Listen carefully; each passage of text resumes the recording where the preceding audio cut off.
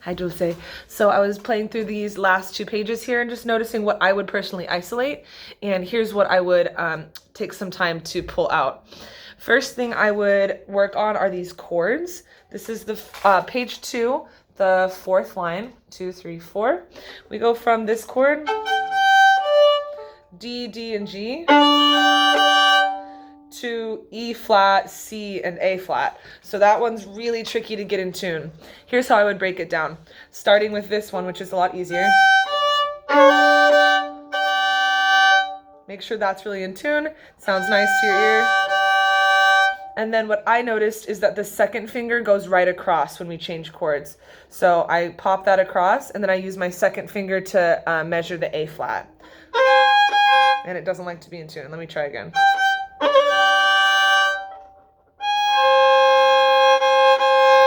There we go. That was a lot better. So do that at least 5 times so you're really happy with it. And I would just start with those 2 fingers. Don't worry about the E flat at first until you can get the A flat and the C really in tune.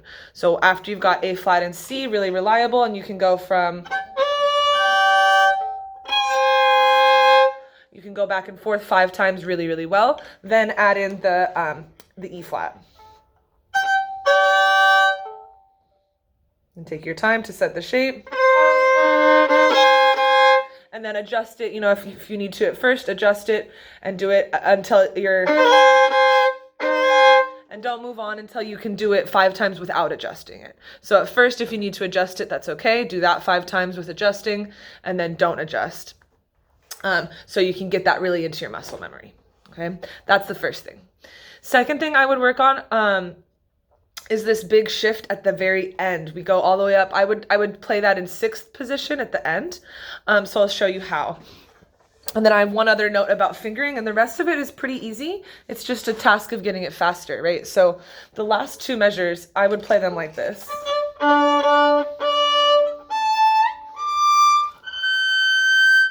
Okay, so what I did there is I started in 3rd position, and I would go right into 3rd position. You've got open strings before that, so easy shift there, but I practice it anyways until that's 5 times reliable, and then it's just 1, 1, shift. I would practice that shift a few times. It's just A to D. The way I would break that down, I would play 4th finger first, and then shift.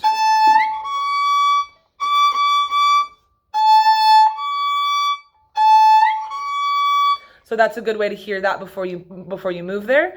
And then just practice the 6th position notes.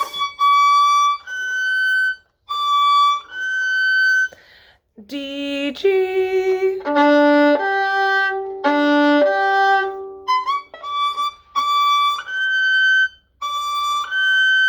Okay, and then of course, once you've got both of those, you can go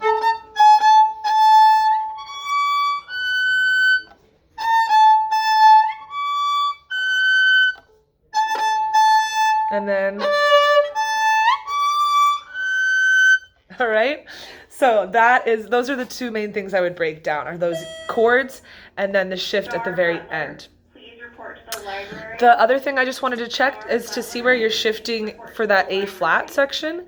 So this happens at the 1st page, and it also happens on the 2nd page, line 1, 2, 3, 4, 5. It's the last measure of line 5 on the 2nd page. It's where you go to the A flat. So you're playing...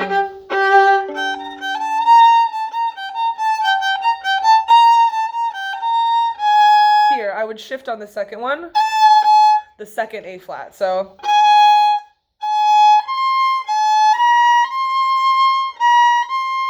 and then whatever the notes are after that. So that's where I would shift.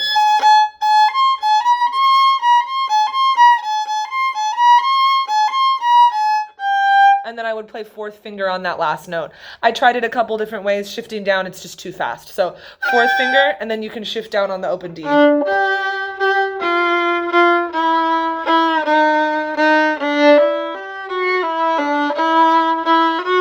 And the rest of that's fine in first position. When you get to the mezzo forte on that page, I would do that down, up, up sort of waltz style bowing there.